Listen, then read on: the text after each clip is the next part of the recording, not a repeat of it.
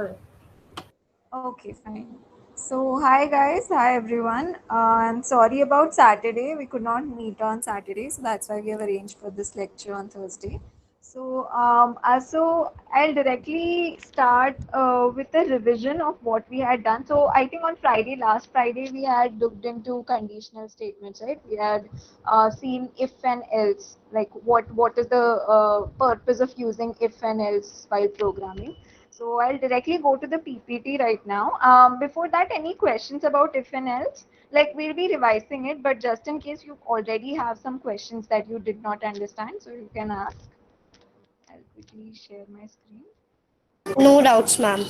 No, ma'am, nothing Okay. is there. Okay, okay, good. So last week you did not get any assignment, right? Because we did not have a class on Saturday. So what I'll do is, this week, right? We'll try to complete. Like I think we will be able to complete if else or whatever conditional statements are there and loops as well. So what we'll do is, for both fourth and fifth week's assignment, I'll give you at the end of this week only on Saturday, and then you can practice it over the next week and get back in the next week session. Sure, So ma'am. okay, great. So what we saw last week was what was the purpose of conditional statements, right? So whenever we are writing a code, whenever we used to write a code before using if and else, at that point, every line in my code used to get executed. But if I don't want all the lines to get executed, and if I want some certain part of the code only to be executed when a condition is true, in that case, I'll use the if statement. Okay, so we saw like the syntax of using if statement, if code block. So I just wanted to ask you guys, like, do you guys need a revision of the code as well?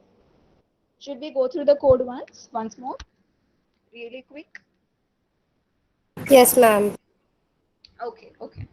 So yeah, I mean, so we won't take any complicated this problem statements. We'll just go through simple usage of these conditional statements in simple programming problems. So I don't know if this is the exact one that we had done last time. So what we are going to check right now is we are going to get input from the user and check if that number is an even number or odd number. I think we had done the same this right same problem statement we had taken last week as well, but just to refresh your memory, probably we can take the same example. So I'm going to check if the number is even or odd. Okay, so now what I want to do is if I want to have a code block or a part of the code that will only be executed if the number is even, and I want to have a part of the code that will only be executed if the number is odd. Okay, so for specifying the code block that should only be executed if the number is even, I will have to write an if condition, right? I will have to check if that condition is true, only then you will execute the code which is present inside that condition, the code block basically. So now here, as we saw last time, whatever you are specifying after if, right, whatever your condition is that you will specify, whatever statement you are trying to evaluate, and that statement should have a value of true or false. Okay, whatever is the evaluation of that statement, that should come to be true or false. Okay, because your if is going to check if that condition that you are specifying here, if it's true, only then it will execute the code that is written inside this if block, or else it won't execute. So in this case, first let me just take the number from the user.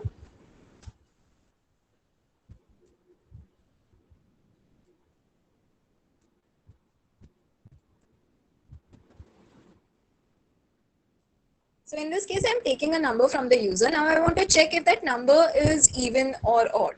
Okay, so for any number to be even, we saw last time that the number modulus 2 should be 0. Anyone who does not understand this, please let me know. This is what we have discussed last time, so I'm not like explaining it right now, but if you do not understand this, please let me know. I'll explain it again.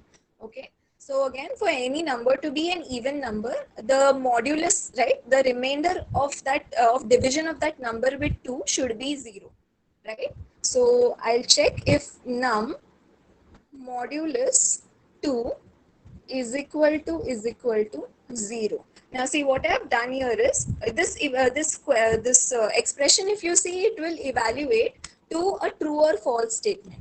Okay, you can exclude the parentheses. Parentheses are not required while specifying any condition. So this num modulus 2 is equal to 0 is going to get evaluated to either true or false. Okay, so what this will do is it will check num mod 2 and then it will check if that is equal to 0. Okay, double equal to in Python means you're checking if the left hand side and the right hand side are equal values. Okay, that is the purpose of using a double equal to. Whenever you have a double equal to in your Python code, you're trying to check if the left hand side of the double equal to, which is 0 in this case, if that is equal to the left hand side of this expression is num mod 2, right? So you're trying to check whatever gets evaluated, whatever is num mod 2, is that equal to 0 or not. Okay, so now in this case you will have a true or false answer, right? Either it can be 0 or it can't be 0. So this whole statement gets evaluated into a boolean. Okay, again this for this you will have to understand the relational operators. While going through relational operators, we had seen that is equal to is one of the relational operators, right? So and relational operators get evaluated into booleans, right? So now I have num mod 2 is equal to 0. This will get evaluated into a boolean expression. This whole this becomes a boolean condition. Basically you have either true or false. Now if you have a true value, and again notice this, after your if line is done, after your if space, your whatever It's condition. not Yeah, audible. yeah, repeat Your again. voice is not. Voice is Your not voice audible. is not audible. Yes. Okay. Everyone No, else facing? ma'am. We can hear you clear. I think there is some network issue with it. Yeah, yeah. If you're not able to hear, just try to drop off and join again and check once. Okay, so in this case, yeah, this is the syntax basically. You specify the if word, if keyword, followed by a space, you will have the condition, whatever condition you want to be evaluated. And after that, you have to specify this colon. Okay, when you specify a colon, Python understands that, okay, this is done, this your condition is done. Now whatever will come after the colon, right, whatever will come after the colon, that would be the code block that Python needs to execute if this condition becomes true. Okay, so when I hit enter, as you can see now it has already spaced itself. Okay, so this is a feature of Pydroid. You don't have to keep track of the indentations. Whenever you specify if statement with a colon and you enter and you press enter, Python will itself re-indent itself. Okay, so it re-indented itself and it became like it got a little spaced out from the left hand side, if you see. So yeah, so there is one tab space over here. So here you can see this tab written here at the extreme left hand side here in this blue bar, right? So on this blue bar, there is one tab word right here. So this tab means the number of tabs that you hit would be the indentation level. So if I'm on this start of the line, I have not hit any tabs, right? So this is level 0 indentation. If I hit a tab, it will go to level 1 indentation. Again, if I hit a tab, it will go to level 2 indentation. So as we have discussed before, whenever you are writing a code block, after the defining statement, you need to indent it so that Python understands that this code block belongs to this particular if statement or this particular function, right?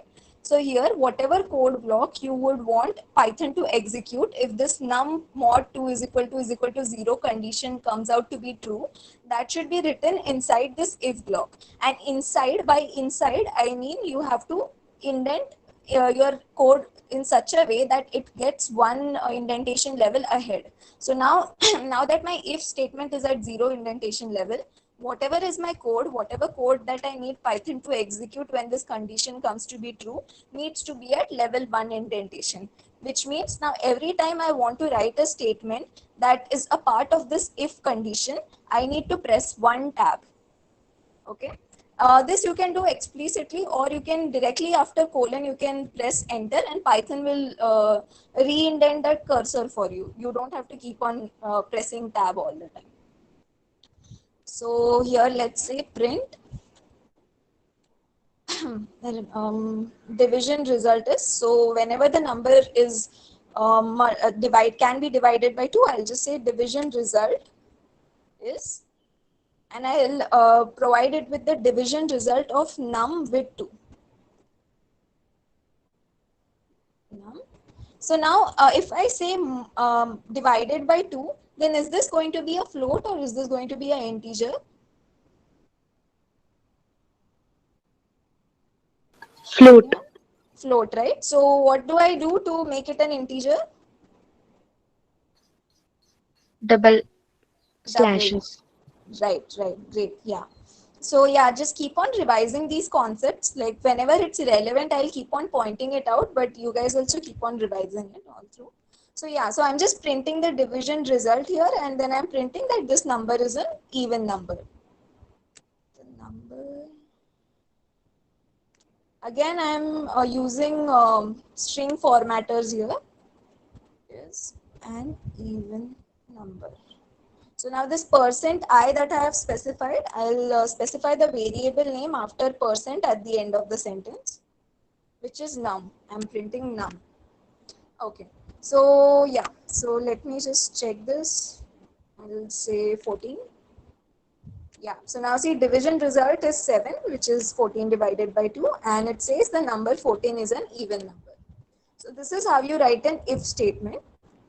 And now if you want something to be done if the condition is not true, now in this case, like is these two lines, right, line number 7 and line number 8 are my code block. So this is what will come under the if defining if condition. So these two lines will be executed if my condition is true.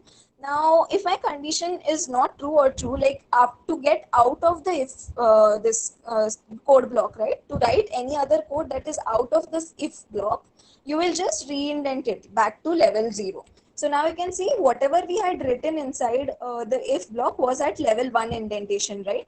Now if I want to come out of the if block and write any code that is outside of the if block, I'll again go back to indentation level 0 and I'll say print thank you. So which means this thank you will be printed in case in either of the cases, like even if the number is even or odd, irrespective of that, this print thank you would be printed because it is outside of the if block. Okay. Okay, so yeah, so this is it. So this is how you write an if statement. Now if I want to write an else statement also, right? So this if code block will only be executed, line number 7 and 8 will only be executed if the number is even. But if I want to execute something if the number is odd, right? If like whenever the condition is not true. Now in this case a number can be even or odd, right? So in this case if the number is even, if block will run. And right now, according to the code we have written, if the number is odd, nothing will be executed. Only you will see thank you at the end, right? But now if I want to explicitly write to the user that this number is an odd number, so in that case, I'll just say else, which means if your if condition is not true, then this else block is the one that should get executed. Okay, if your if condition is true, then else block will not get executed. Once line number 7 and 8 are executed, Python will skip the else block. It won't go to the else block only. Okay. So right now, again, after else, you don't have to specify any condition because it's like it's understood, right? If block will get executed whenever this statement, whenever this condition that you have specified is true. So else block will get executed when the condition that you have specified is not true. Okay, so you don't have to explicitly give any condition for else. Else will get executed when the condition that you have specified in the if block is not true, is false. So here again, see if you can see, like after this semicolon, after colon, like after else you will have to give a colon, and then Python will automatically get into the proper indentation form, that is one level of indentation ahead of else. Okay, now whatever you write at this indentation level will become a part of the else block.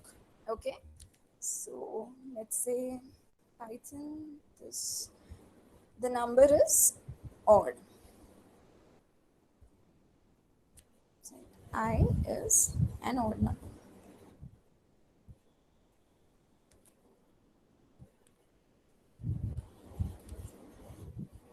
present? No.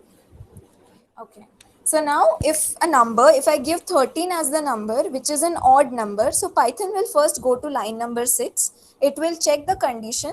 Okay, 13 mod 2 is not equal to 0. So then it will directly jump to line number 9, that is else. And it will execute everything that is present inside the else block. Okay, and irrespective of whether the number is even or odd, that is irrespective of whether if or else is executed, this print thank you will always be executed, because it is not a part of either the if block or else block. Okay, is this clear for all of you? Just an overview. Yes. Yes, Yes, ma'am. ma'am. Okay, okay. So now, okay. So now, what we have seen was, if we have two, like if whatever condition that we are trying to evaluate has two answers, either true or false, right? So what if this your whatever condition that you have has multiple answers? Okay, like if you want to check if a number comes in between 1 and 5.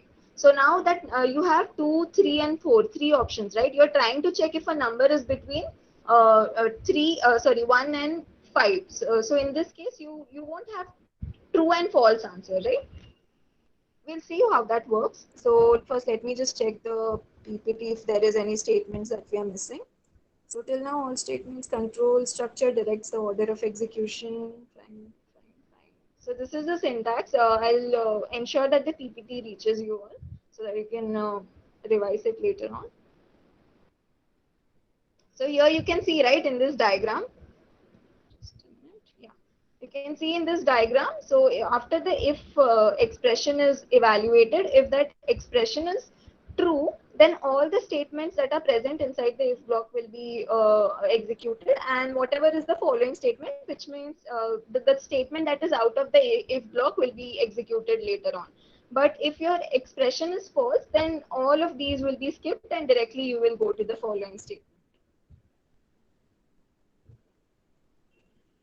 Okay, so yeah, so now we had seen condition when we have an if and else, that is if a number is even or odd. Now we have only two options, like if a number can either be true or can be false, right? So now we have only two options, that's why we used if and else. Okay, but if we have multiple options, okay, so for example, let's see. Okay. Yeah, so basically if I have a list of say ice creams, okay, and if I'm trying to take ice cream from the user, a ice cream flavor from the user, and if that flavor is present in my list, I'm going to tell the user, okay, this is present in my list. If it's not, then I'm going to tell the user it's not present in my list. Okay, this is what we are going to implement. Okay, so you understood what is it that we are going to check here. We are going to take the ice cream flavor from the user and we are going to check if that flavor is a part of the list or not. So how do we do this? How do we check if a certain string is a part of a list or not?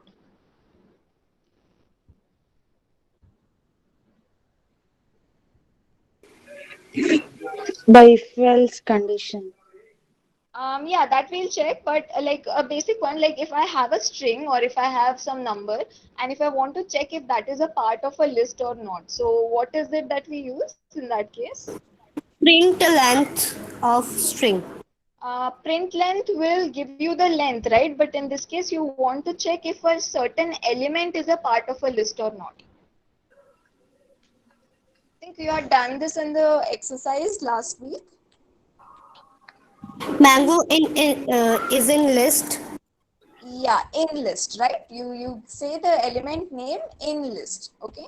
So that will give you an answer of true or false, right? So if I have like flip.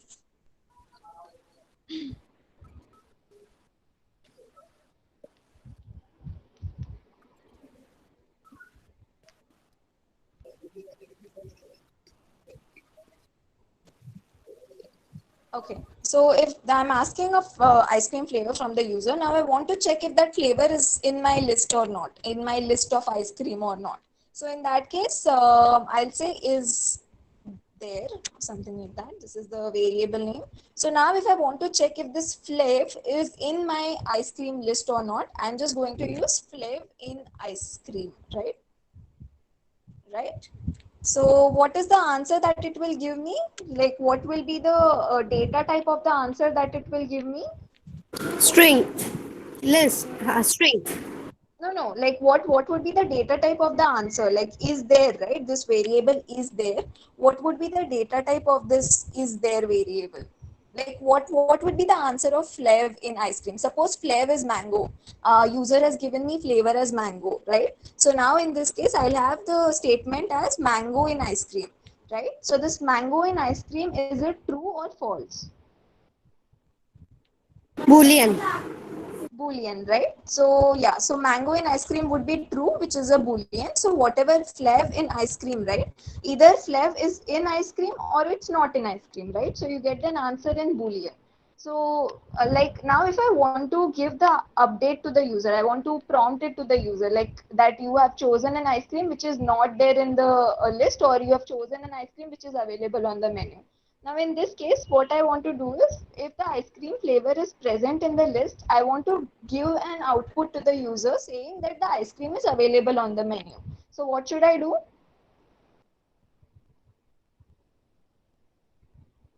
What should I do? Ma'am, can you repeat? Yeah, I'll repeat the question. So my question is, I'm taking a flavor from the user, right? Now I want to give a feedback to the user. I want to give an output to the user saying whether this list, whether this flavor is a part of my menu or not. So if flavor is in the menu is part of the list, then I'm going to give an output to the user saying this flavor is present in the menu. So what should I do in that case? You will have to use if and else. Okay. So can someone tell me the syntax in this case? What, like, you only tell me what is it that I have to write here. If If flav in ice cream, okay, good. Okay. Okay, next. print Anything you're missing right now on this line?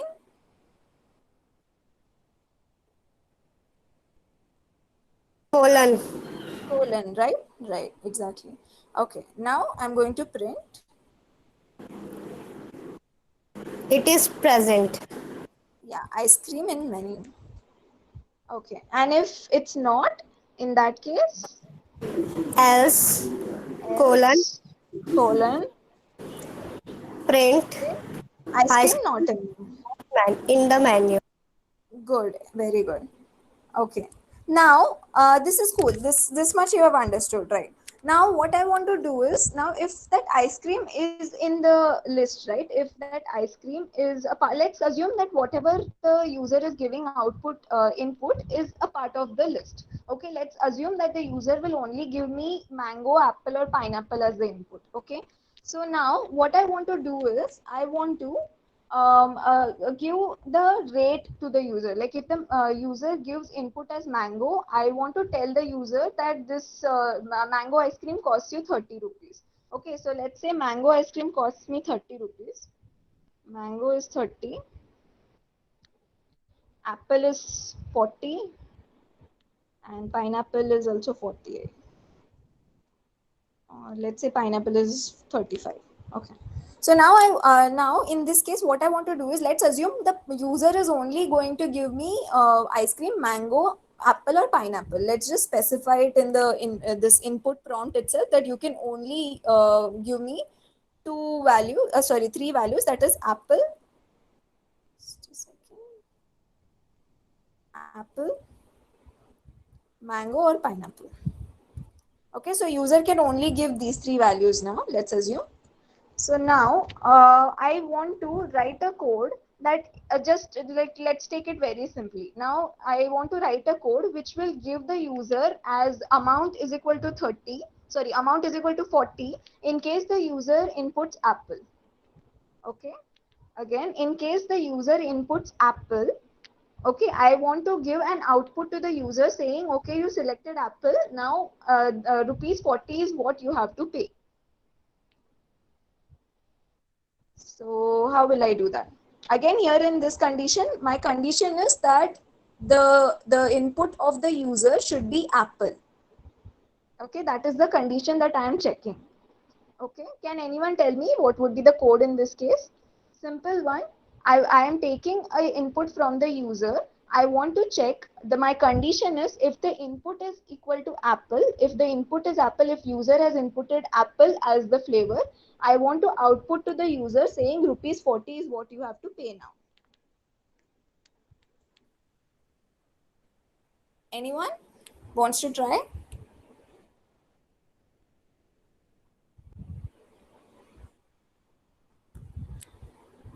No one? Okay. Yeah, ma'am. Okay. So how do we check two values are same or not? Like I think this we have just talked about, right? We use is equal to check if the left hand side of the expression is equal to the right hand side of the expression, right? So same thing we'll do now. I'm going to check if whatever value the user has given me, whatever is the input from the user, is that equal to apple or not, right? So I'll just say flag is equal to apple.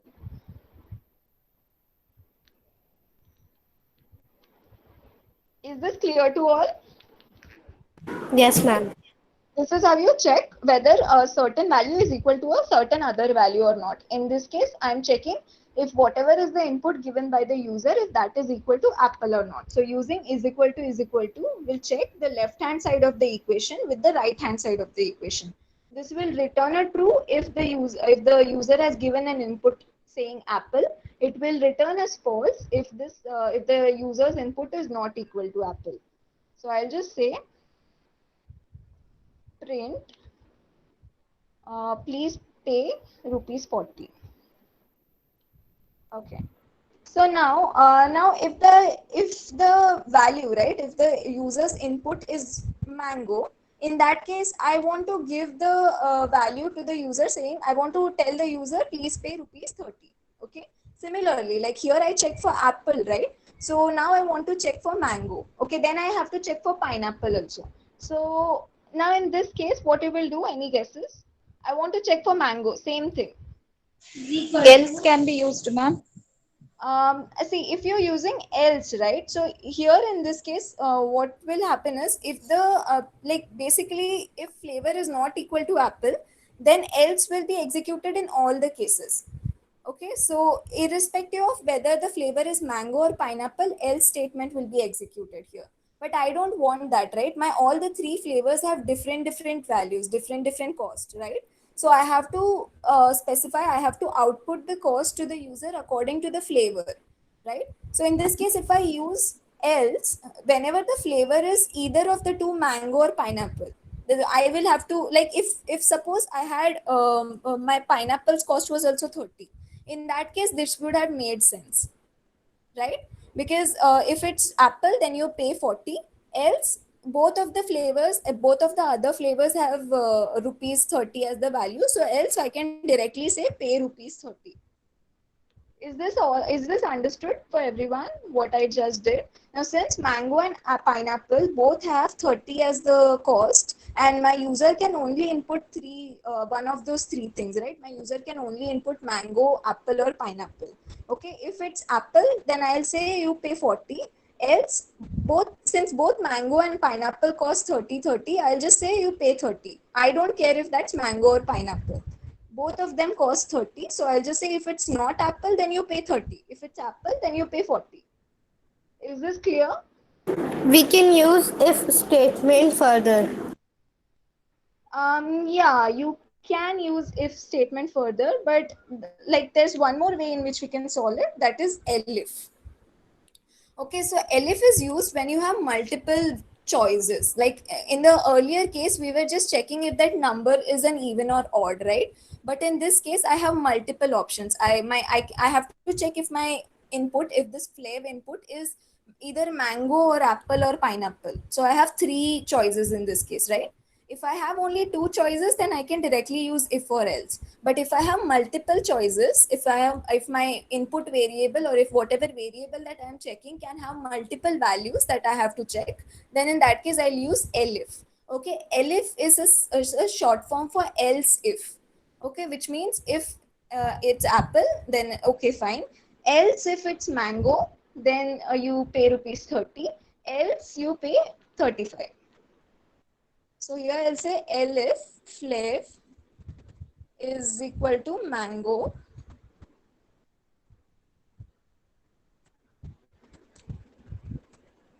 then you pay 30. Print, please pay 30. Okay. So now I have only one other option left, right? That is pineapple. Okay. So whatever is the user's input, that can either be apple, mango, or pineapple. Only three options can be present, right? It's either apple or it's mango or if it's pineapple. Now in this case, if flavor is apple, then my first block will get executed. Okay. Else if it is mango, then my second block will get executed. Now if it's not apple or mango, then what will be the input flavor? If it's neither apple nor mango, then what will be the input flavor by the user? Pineapple. Exactly. Exactly. So see, you did not have to check anything, right? I mean, you directly gave me the answer that if it's not apple or mango, then it's going to be pineapple. That was the only third flavor left. So in this case, I don't have to specify any condition. I'll just say else. No, here if is not required. That's what I said. See, if you have only three choices, mango, apple, and pineapple, I am checking if the input is apple or not. If it's not apple, then I'm checking if the input is mango or not. Now, even if this is false, which means if it's neither apple nor mango, then the only option you have is pineapple, right? So I don't have to specify that condition here. I can directly use else. What if we have multiple choices, more than three? Then in that case, if I have one more option here, like if I have lychee here, right? If I have suppose lychee here, which is going to cost 50. Lychee is 50. Okay. So now in this case, I have to, now here, if it's not apple or mango, then it can be, what can it be? Lychee. Or pineapple, right? Lychee or pineapple. Lychee or pineapple. So you will have to add one more case in that case. So if flav is equal to pineapple, either of them, suppose I'm saying pineapple, print, sorry, pay rupees 35. Now, if it's not apple or mango or pineapple, what is it going to be? Else. Lychee. Lychee, right? That is understood. So you don't have to specify that condition again. You can directly assume that the last one, like if it's not apple or mango or pineapple, then it's going to be lychee. Okay, so basically you use elif when you have multiple choices. When this condition when this condition, right? Like here, if you can see, the conditions are still evaluating as true and false. But just the thing that the earlier case that we saw, where we were checking if a number is even or odd, in that case, I had only two options. Either a number can either be even or can be odd, right? So in this case, I could directly use if and else. I don't have to check multiple conditions. But here in this case, my the ice cream flavor that the user is going to input, that can be one of four flavors, right? It can be either mango, apple, pineapple, or lychee. So I have to check at least three statements. I have to check at least three conditions, right? In this case, I'll have to check, okay, if it's apple, then you print 40. If it's a mango, then you print 30. So I have multiple conditions, right? That's why I'm using elif in this case. Elif is a short form for else if. Condition if else between. Uh, repeat it. I could not hear you. We can put any condition between the if and else. Yeah, you can put any number of elif in between if and else. So again, if you have an if elif else structure like this, in this case you will have only one if. Okay, you will have only one if and one else, but the number of conditions in between elif can be any number of conditions. You can specify any number of elif conditions. Okay, and also it's not necessary that all the three should be like all of the three are not a part. Like if is one code block, elif is one code block, and else is one code block. So if you have to you can totally skip this else part, and this would totally be fine. Okay, so you can use if and elif together, you can use if and else together. Okay, but you cannot, and you can use if by itself, like without using elif or else. That also we saw at the start, right? But you cannot use elif and else together, or you cannot start your condition with elif. Okay, so basically what I mean is, whenever you want to use a conditional statement, right, if would be your first condition. Okay, if would be your first condition, you can use if by itself without using elif and else structure, or you can use if with elif without using else structure like we have right now, or you can use if elif else structure. Okay, but you cannot start your condition with else or elif. That does not make sense, right? So yeah, this is one thing. And one more thing, now if suppose this second condition becomes true, right? If you have elif, if my user has inputted mango as the flavor, then in that case, first Python will check this line number 8. First it will check if the flavor is apple or not. So this will evaluate to false, right? Because the user has given mango as the flavor. So it will skip this if block and come to the first elif block. Okay, then it will check if the flavor inputted by user is mango or not. Now in this case it is mango, so it will execute all of the code block or code statement that come inside this elif block, this the first elif block. Whatever is present inside, how many ever lines are present inside this first elif block will get executed, and after this Python will directly come out of the structure. Okay, it will not take into account anything that is present below it. Okay, so basically whenever your condition becomes true, whenever at whichever point your condition becomes true, Python will execute the code lines that are present inside that condition, and Python will come out of the structure. It won't iterate more of that structure.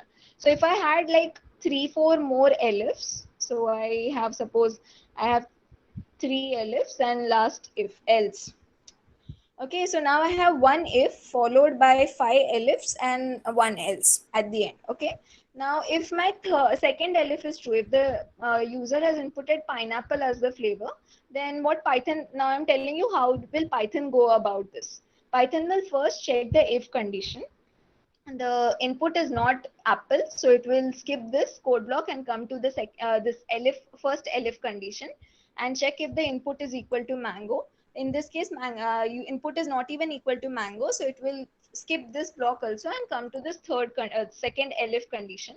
It will check if that the input is equal to pineapple. Now in my case it is equal to pineapple, so it will execute all the statements that are present inside the second elif block, and then it will skip all of these if and else blocks and come out to directly whatever is present outside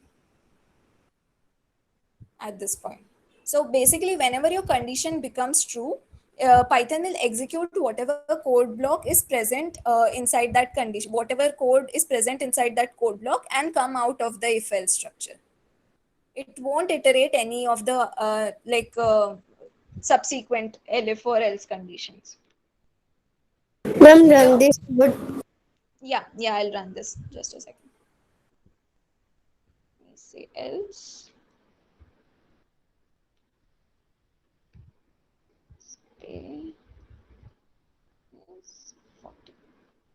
Okay, so now what we'll do is we'll put the input as pineapple and see pineapple. So it says please pay rupees 35 and thank you directly. So now what has happened here is, now that I gave pineapple, Python first went to line number 8 and checked if my flavor is apple. It wasn't. This condition became false. So as it will start checking from the top, right? Python will start checking from the top whatever conditions you have. And once the condition becomes true, it will execute the code block and come out of the structure. So in this case, this got skipped because my input was pineapple. Then Python went to line number 10 and checked if the condition flav is equal to mango is true, which is also not the case because flav is equal to pineapple, right? And I gave the input as pineapple. So it will skip this also and come to line number 12.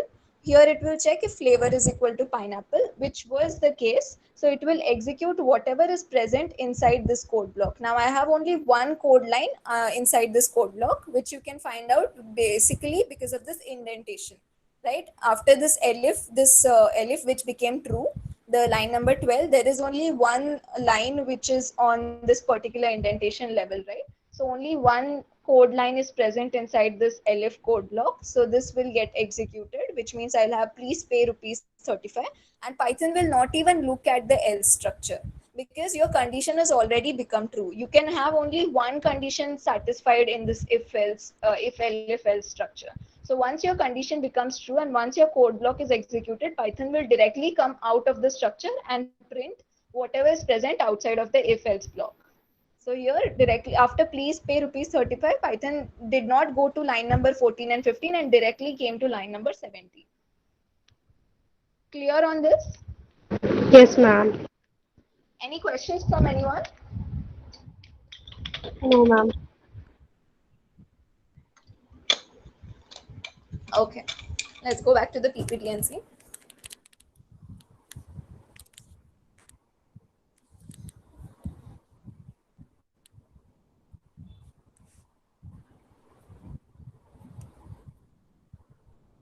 Okay, so sometimes you want to execute a block of code if the if condition is evaluated false. If condition is true, fine, this is all cool. So with elif, you will have multiple conditions. That is when elif can be used. And once one condition becomes true, all the rest that is present below this condition, right? All of them get ignored. So this is again the structure that we just saw in the code itself directly. Okay, so now, yeah, so you can have multiple ifs nested inside each other. Like at every, like you have a separate block for each of them, right?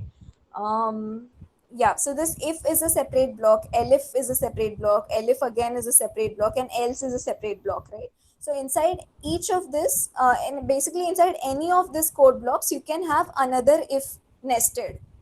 Okay, you can have another if statement inside this. So that is the concept of nested if else statements. You can have another if elif else structure inside one of these structures. So we'll see an example of that as well. Yeah, ma'am. It will create a pattern. Sorry, I did not get you. It will create a pattern. Yeah, let's see. Let's take this ice cream example only and let's see what we have. Okay, so now I'll do is so my problem statement right now is I am going to take, I have a list of ice creams. I have 3 ice creams in the list. Okay, let's say mango, strawberry, and peach maybe. Strawberry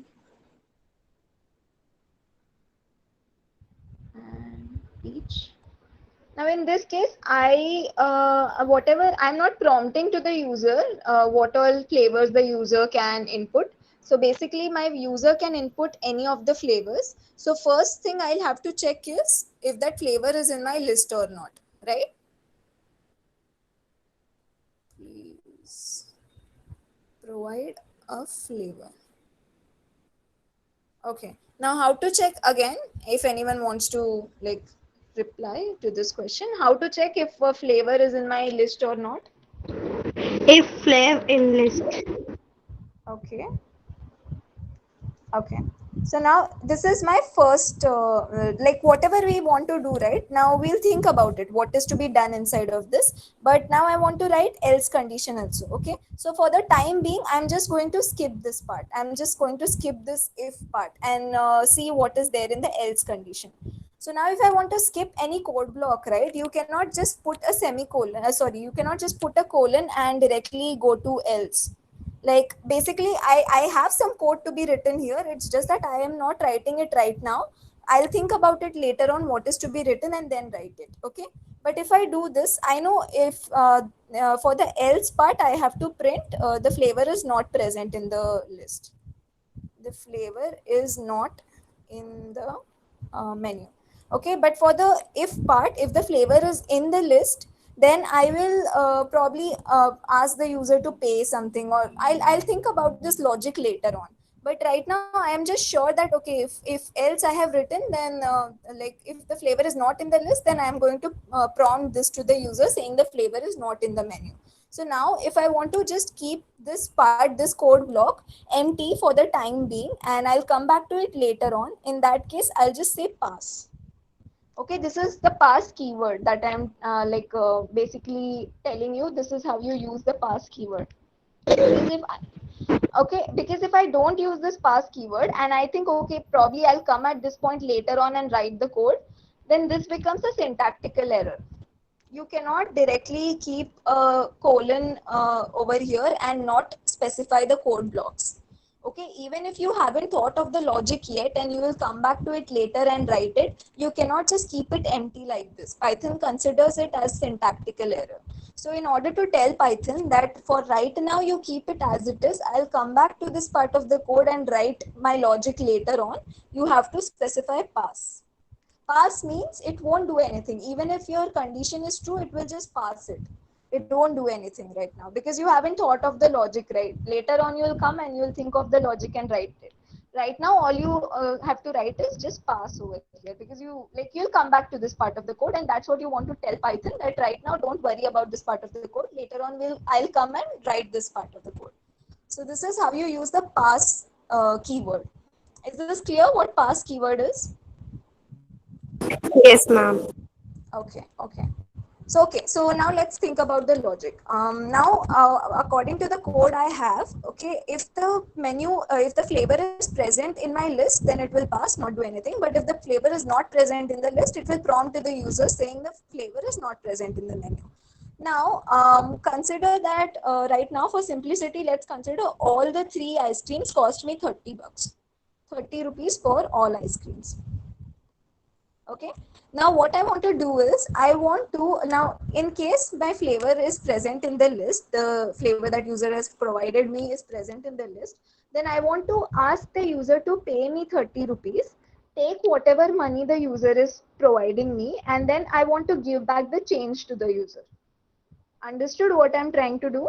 I'm going to tell the user, okay, now that you have chosen a flavor that is present on my menu, you pay me 30 rupees. So how will I tell that to the user? I'll just print the statement, right? Inside if the condition is true, that is if the flavor is present in the list, I'll just tell the user, please pay rupees 30.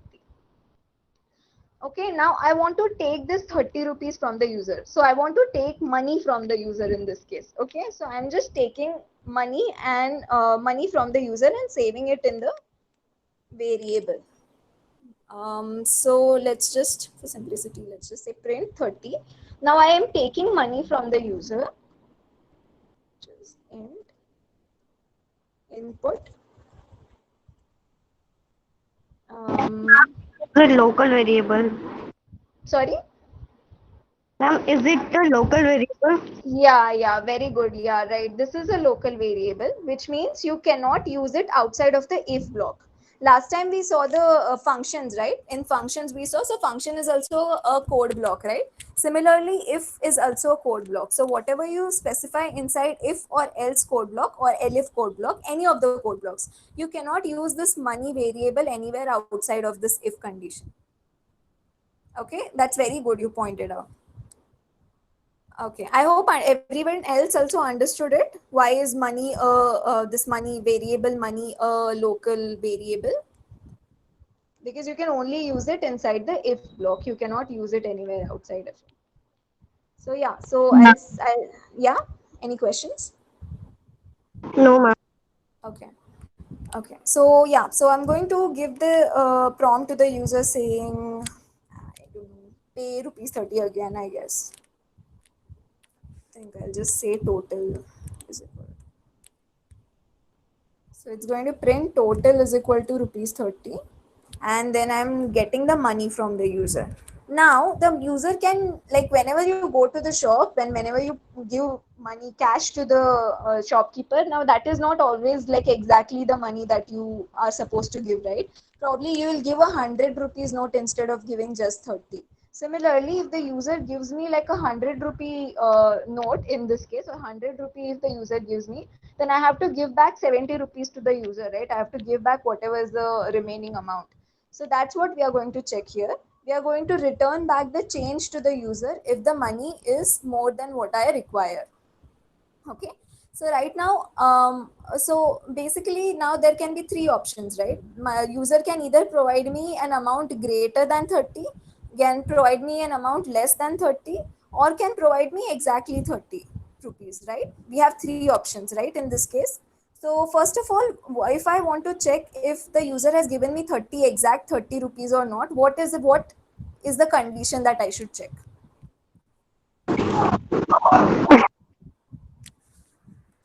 Yes, not able to hear you. Is anyone answering? My question is, I'm taking money from the user in this variable called money, right? I want to check if that money is equal to 30 or not. Then what is it that I should do at this point? And like, don't think about anything else right now. I just want to check. I want to prompt to the user, thank you, in case the money is equal to 30, in case the user has provided me exactly 30 rupees. So what should I do? If money equal to 30. Great, yeah. If money equal to 30.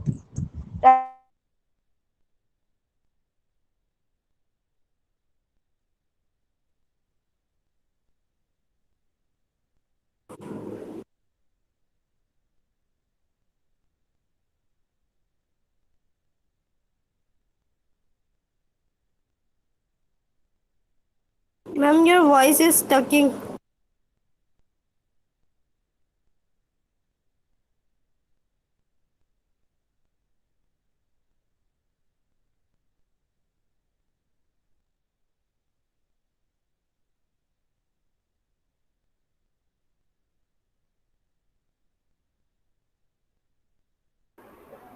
Hello. Yeah, ma'am, you are audible now.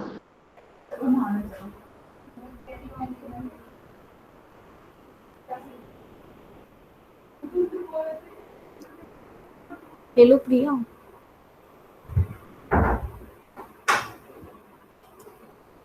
I Hello, think Priya. network is gone.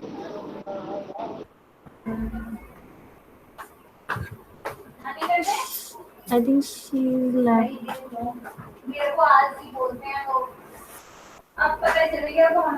Hello. Hello, Priya. Are you here? Priya ma'am is not here.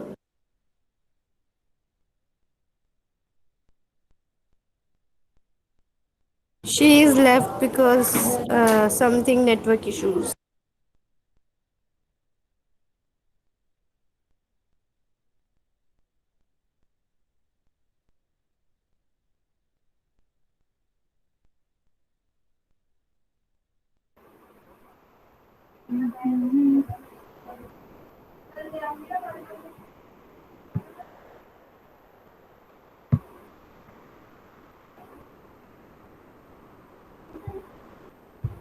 I mean,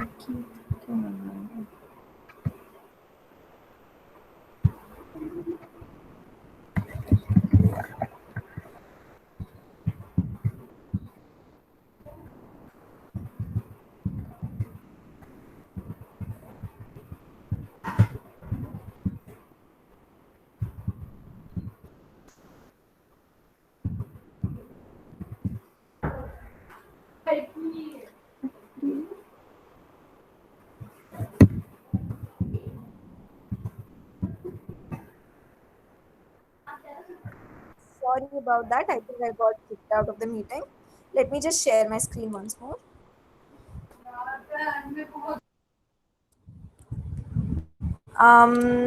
Yeah, so yeah, is this clear to everyone? Like one if inside the other if? Okay, so you can actually nest this if block anywhere. Like you can also nest it inside the else block also. So I'm just giving an example of if inside if. You actually use it inside any of the if, elif or else blocks. So fine, this is cool. So this is what you do if the money provided by user is exactly the amount that you want. Okay, but now if the money provided by user is greater than the amount that you want, that is 30, in that case you have to return back, right? Return back some amount of money. So in this case, what should we use? What do you think should we use? Should we use if else or should we use if elif else? Elif. Elif, right? Because we have three options here. Either the money would be equal to 30, or the money would be greater than 30, or the money would be less than 30. We have three options. So we are going to use if elif else structure. So let me just go and write the elif here. So now in elif, if I want to check if the money is greater than 30, then I want to give back the remaining amount. Whatever is the remaining amount, I want to give it back to the user. So I am first going to check the remainder, that is the remaining amount. I'll just say RAM80, remaining amount, which would be equal to money minus 30. Okay, right? Money minus 30. Tell me if you don't understand anything in this. And then I'm just printing, please collect your change.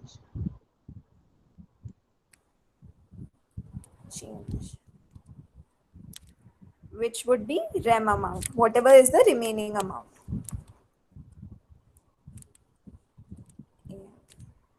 Okay, now if it's not if and like if it's not 30 or if it's not greater than 30, then what should I write here?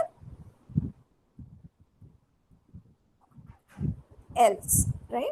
If it's not equal to 30 or if it's not greater than 30, then it would be less than 30. So I don't have to check that condition again, because we have only three options here, right? Either it's equal to 30 or it's greater than 30 or it's less than 30.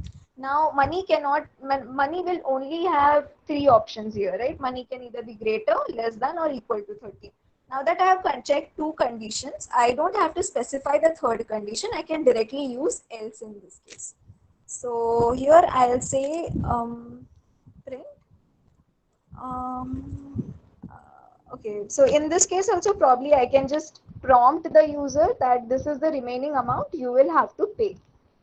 So again, as we talked about it, right? This money variable is only valid inside the outer if code block. Similarly, this rem amount is only valid inside the elif condition, inside this elif code block. It will not be valid inside the else block. Okay, so I can so this rem amount and this rem amount are two different variables. Okay, this rem amount cannot be used outside of the if elif code block, and this rem amount cannot be used outside of the else code block. So yeah, I'll just say 30 minus money, because money is less than 30, right? So I have to tell the user this is the remaining amount that you have to pay. So I'll say 30 minus money, and then I'll just print it. Please pay rupees %i. Again, I'm using string formatters extra. And I'll say percent rem amount. Yeah, right. Okay. So yeah, this is clear. This is like nested if elif. Let's just go and check. So now if I say peach as the flavor, which is present inside my menu list, it is saying total rupees 30, please pay rupees 30. Now if I say 100, if I'm paying 100 instead of 30, so it is saying please collect your change 70. So exactly in this case, what happened is, let's just go one by one, step by step. So first it checked if my flavor that I provided, which is peach, if that was present in the list or not.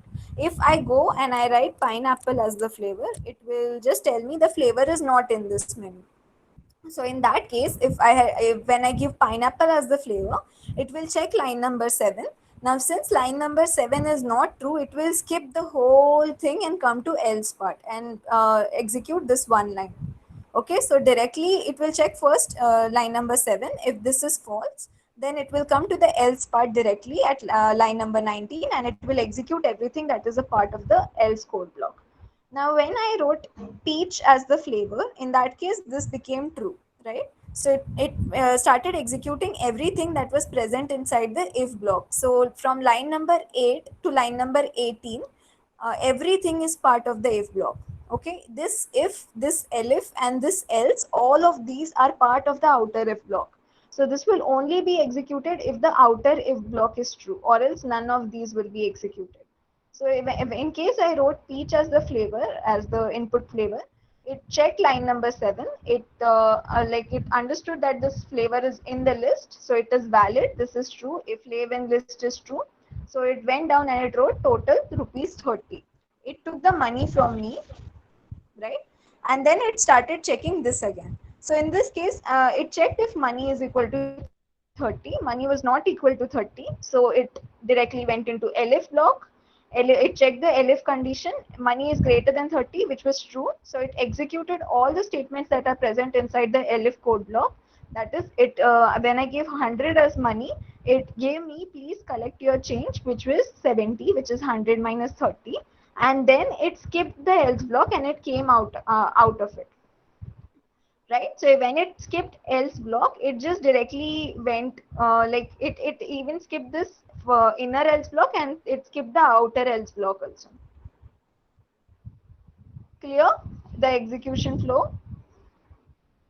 Ma'am, what we have to done when the flavors of amount of flavors are different from different flavors? Yeah, that's a good question. So in that case, you will have one more if condition in this case, right? So if I have suppose rupees 30 for mango, and 40 for strawberry, and 50 for peach, right? So in this case, like this is my whole, just a second, this is the money part, right? Else, yeah.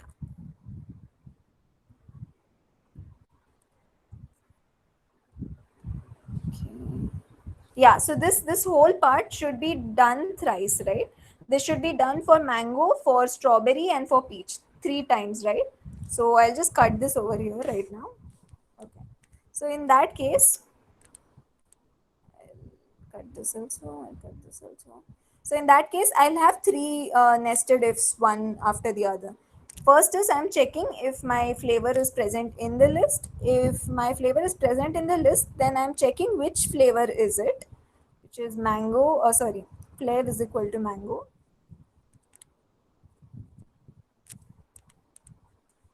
Flav is equal to mango, right? So we haven't thought of what to do in case the flavor is mango. We'll think about that later. We'll think that part of the logic later on, right? Now let's just, so this is one thing, whenever you're clear about something, just write it first and think about the logic of the rest of the code later on. So now I'll use pass over here because I'll think about what is to be done in case the flavor is mango later on. I won't care about it right now. I'll just complete this if else structure first. So now if it's mango, then you execute the first part. If it's strawberry, then you execute the second part. Strawberry, then you use the second part. And else, now I have only 3 flavors, right? So if it's not mango or strawberry, it's going to be, so here understand one thing. Now first I'm checking if the flavor is in the list or not. Now if the flavor is in the list, then it will go inside this if block, or else it will directly go to the else block, right? So which means if my code has reached at line number 8, which means it is confirmed that one of the flavor that is provided by the user is one of these 3 flavors, right? Right? If it's coming inside the first if block, that means my flavor, whatever the flavor user has given, is already present in the list. Okay, if it's, I'm sure that it is present in the list, then I'm also sure that it is either mango or strawberry or peach, right? So now if I'm checking if the flavor is mango for performing some task, and then I'm checking if the flavor is strawberry, you perform some other task, do I have to explicitly check that the third statement using if flavor is equal to peach? Should I use an elif or an else block over here? Else. Else, right? Because it is understood that if it is if it's not mango or strawberry, it will be peach only. So yeah, so this is one if block nested inside the other if block, right? Now let's think what is to be done if the this if my input is mango. If so, in that case, I'll just prompt to the user print. Please, sorry, total is equal to rupees 30. Rupees 30. Okay, and then again I'll have that if else condition here, right? I'll take the money from the user, the same thing that we did initially. So I'll have this money from the user, please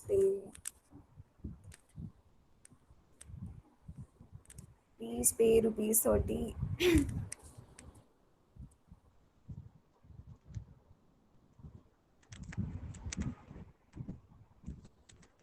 Okay, now I'll again check if money is equal to 30, then you do something. I'm just going to pass it for now.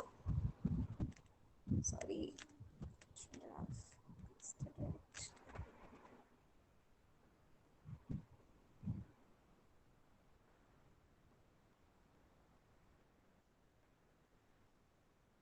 Yeah, so I'm just going to pass it for now. So I'll say if money is 30, then you do something. If money is greater than 30, then you do something else, you do something. Okay, so now here you can see I've used just pass to, because like to make you understand the concept, I don't have to write the whole code. I was just writing the structure. I'll fill in this pass part of the code later on. And similarly, if you will do for strawberry also, you will say print total is equal to 40. Then you will take money, which would be input, please pay rupees 40. Okay, now again you will have this one more if block here saying if money is equal to 40, then you do something. Right? You got it, right? What I'm trying to say, you will have one more if condition inside. Is greater than 40, then you pass. So say like similarly. Okay, so here in this case we have three if conditions nested inside one, like one another. So again, if you can notice, the indentation level is accordingly. Like you have the first if condition at 0 indentation level. Now the second if condition, the second if else condition comes as a part of the first if condition, right? Comes in the code block of the first if condition. So you have if, elif, and else at indentation level 1. And now inside this if second if condition, which is at indentation level 1, everything that is present is a part of this is a code block of this second if condition. So all this print rupees 30, then money, then if money is equal to 30 or money is equal to is greater than 30, all of this will come as a part of the second if condition. So all of this will come into indentation level 2. Okay, and now since this third if condition is a part of the second if condition, it is the line declaration line is at indentation level 2, but whatever is present as a part of this third if condition will come at indentation level 3. Clear, everyone? Yes, ma'am. Okay, so yeah, so this is pretty complicated. So what we can do is, now you can see all of this code will get repeated, right? This code going to repeated, like this part of the code is going to get repeated. True? Like this will get repeated thrice, right? You have one flavor for mango, one flavor for strawberry, and one flavor for peach, right? So this money part will get repeated, right? I think this whole part will get repeated, right? You will have to write this thrice, right? So, okay, so what is it that is differing in all the three of this? If that gets repeated, like if this part is repeated, we have only the money that is different, right? Everything else is the same, right? Yes, ma'am.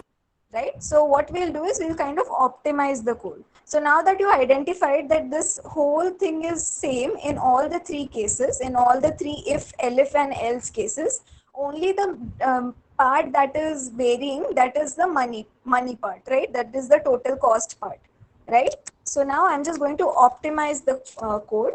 Just see how I optimize it. We can So that- copy and paste it. Yeah, you can copy paste it, but my point is you don't have to write that much of code at all. Like you don't have to even copy paste it in this case. So yeah, so now yeah, I have if mango, else strawberry, or else pass. Okay, so in all the three cases what I have to do is I have to check the money, right? I have to take money from the user and I have to see if that money is equal to my cost, and if that is not equal to the cost, I have to act accordingly. So what I'm going to do is the only thing that was differing in all these three cases was money, right? Was the cost of the ice cream. So instead of putting everything, instead of putting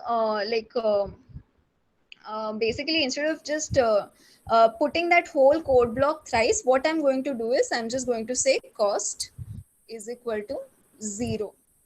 Okay. And then if mango is my flavor, then I'll say cost is equal to how much? Cost is equal to, what is the cost? Sorry, repeat again. 30, right? And if it's strawberry, then what is it? 40. 40. Say cost is equal to 40. Cost is equal to 40. And else is the part where my flavor is lychee, right? Sorry, peach, right? That is the only flavor left. So I'll say cost is equal to 50. 50. Right? Okay, great. So now again, why did I write this cost is equal to 0 before? Because I want to use the cost variable outside of my code block, right? So see, this cost variable is a local variable inside the first if block, right? So this cost variable is an internal variable, is a local variable in the if block, right? In the outer if block. But since this is outside of the if, elif and else, the nested if, elif and else, this cost variable can be used in all the three blocks. Is this clear?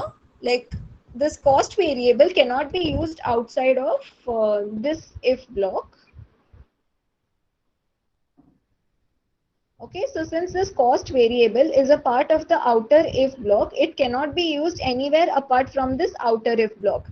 But since my nested if, elif and else are a part of the outer if block, I can use this cost variable in all the three of these. Clear? Yes, ma'am. Everyone, no questions on this? Let's check the... Okay, just pose the questions if you don't want to like unmute yourself and talk. So that's why so I wanted a variable that I can use in all the three parts, and I can also use it after my three parts are done. So basically I wanted to have like a global variable for this part of the code, for this part of the code, right? I wanted to use a variable that I can use in all the if, elif and else the code blocks. So that's why I declared the variable outside of my if, elif and else structure. Now since this cost variable is a part of if code block, I can use it anywhere inside the if block, right? So now what I'll do is I'll take money from the user in input.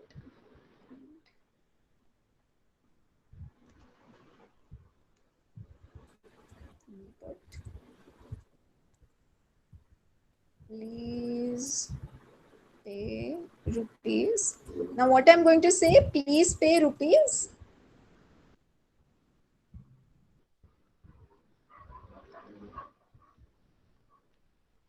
I'm going to ask the user to pay me rupees cost. Okay. So since this money is outside of if, elif and else code block, it will get executed in all like after any of these code blocks are executed, right? So if I given mango as the input, So it will first check if the flavor is in, if mango is in the list. If that is in the list, this will get executed and cost will become equal to 30, right? Now, if now I am telling the user, now after this gets executed, line number 11 to line number 14 will be ignored, and directly my control will come to line number 15. Okay, and at this point it will ask the user, please pay rupees cost, which means in this case, if my input is mango, then cost would be 30, and which is basically me telling the user, please pay rupees 30, right? And if the user has chosen strawberry as the flavor, then in that case my control will come to elif flav is equal to strawberry. This will become true, and cost will become equal to 40. Okay, and after this cost is equal to 40, the control will come out of the if else block and directly come to line number 15, and I'll be showing the user a prompt saying please pay rupees 40, right? Is this understood? So using one line only, I'm informing the user of the cost by just inputting this one statement which differs in all the three cases. Like in either of the three cases, I'm going to ask user for the money, right? So there's no point of duplicating the code in all the cases. The only thing that was different in all the three of these cases was cost. So that is the only thing I have put inside if else structure, and all the common code I am putting it outside of the structure.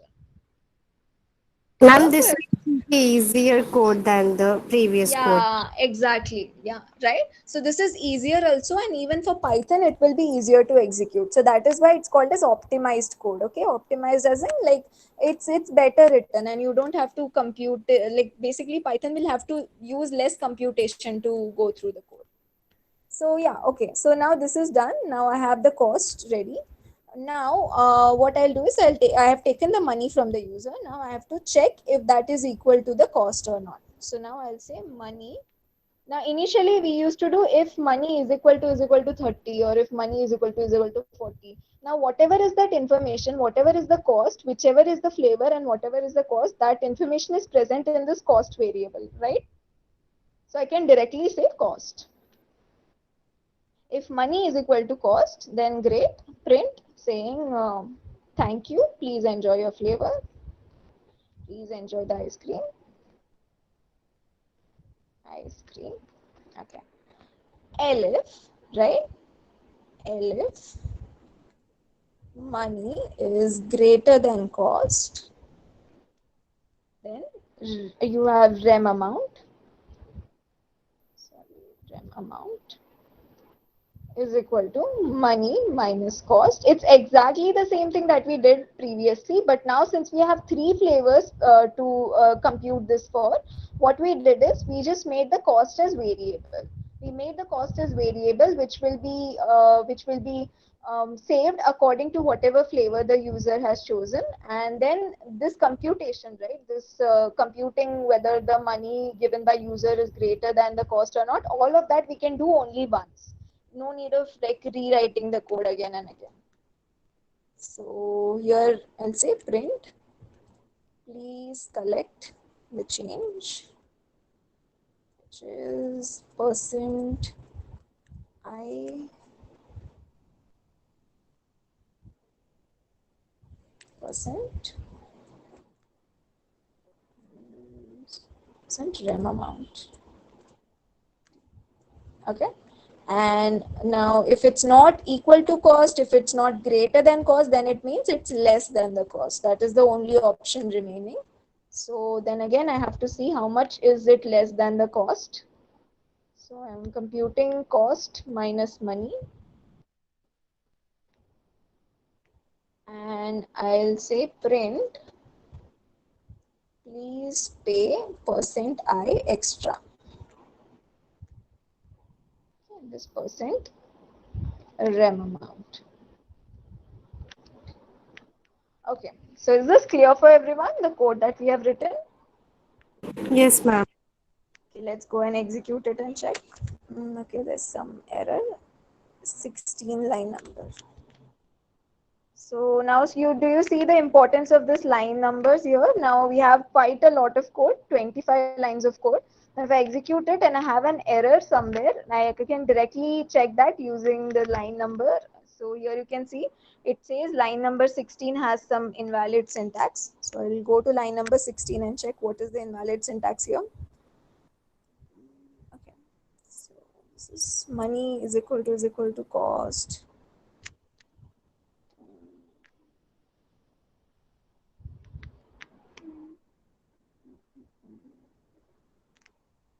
So the indentation. Let's check once more.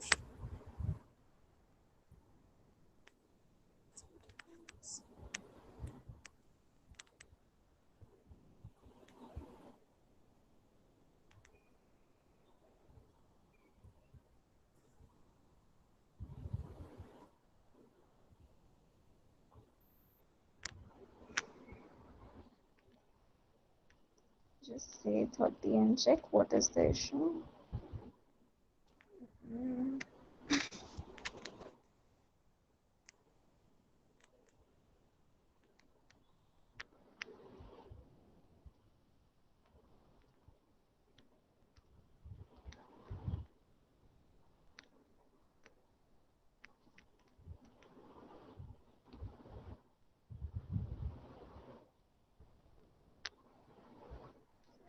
Just a second, let me just see if everything else works fine before this.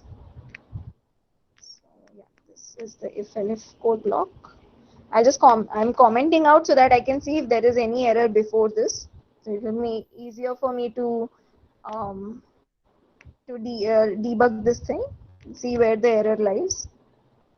So okay, let me just comment this out as well. Okay, there is some error some point at the start, I guess.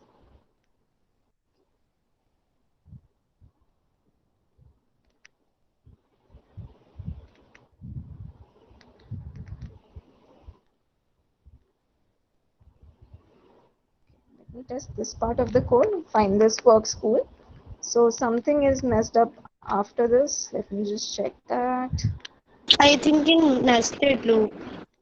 Sorry, repeat again. I could not hear you. Nested loop. No, could not still get you. I was saying that I think nested loop. Nested loop, yeah, but what is it in nested loop? Okay, so this is cool. Now after the if else block, I'm just pasting this money in, like inputting the money. Okay.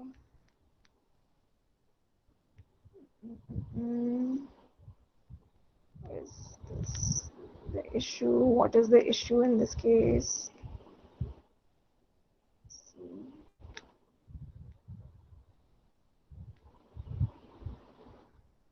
Syntax. Elif. Don't find any issue over here. I don't know why is this failing.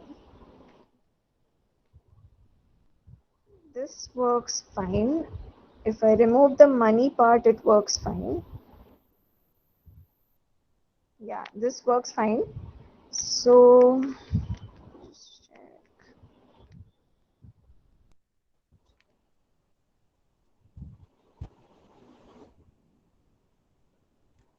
Print. Check this.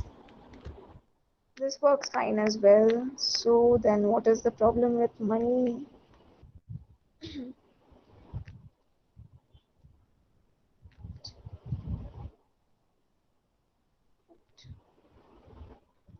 Please enter money percent. Please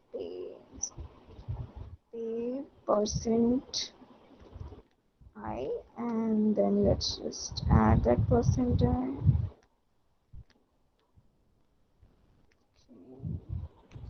Cost. Let's check this. Yeah, this is also fine. Yeah, please pay 50. So cool. So money has 50 now. Now let's just go back and check. I don't know, might be some issue in indentation only. Let's just go back and like write one line at the time so that we can find out if there is any error at any point. Errors are good. Thank Yeah, this is also cool. I think, yeah, that must be some indentation issue only then. Let's say 50. Yeah, it says thank you. Yeah, this part of the code is all right. So let me just copy paste this.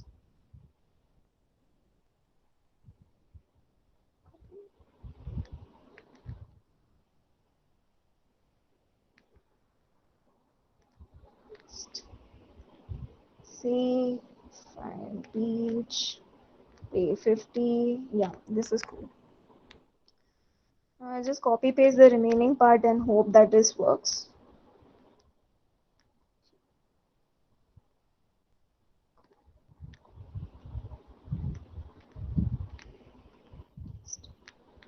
Yeah, let's check. Okay, nice.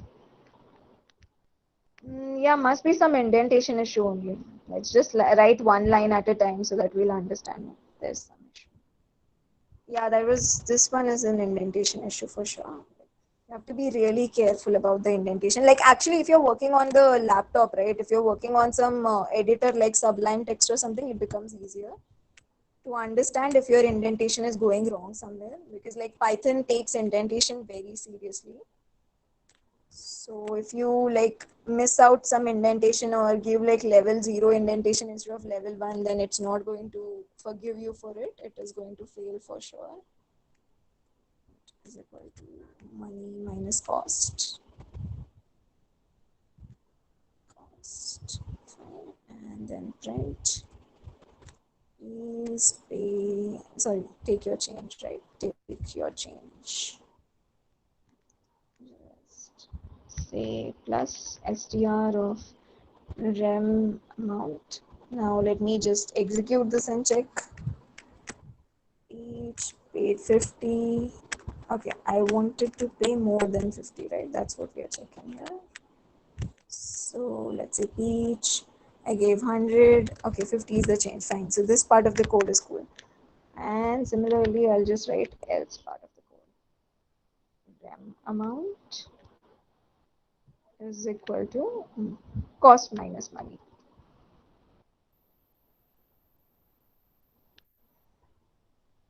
Print, please pay extra plus str of rem amount. Okay, so again I'm taking peach. Instead of 50, I'll pay 30, and it says please pay extra 20. So yeah, so now yeah, the code is working properly. I'm assuming that was some indentation issue at that point, so that's why it gave me syntax error. So yeah, this is clear for everyone. This is like nested if, and then we saw one, like right now we have one nested if inside the other. We just have two levels of if, as you can see here. Both this first if and this second if, this money wala if and this flavor wala if, both of them are at the same level only. That this is not called nested one. They both are separate ifs present inside the outer if condition. Fine, cool. Is this clear? Should we move ahead? Any questions? No, ma'am. Okay, let's No, move ahead ma'am. then. Okay, great. Yeah, let's move ahead and see what is there. So I think after this we'll start. Just a second, I'll get my charger. After this, we'll start loops in Python. Let's see what loops are. Which is three types of loops: for loops, while loops, and do while loops. Yeah, that's great. But in Python you do not have do while, so you just have two kinds of loop with zeros.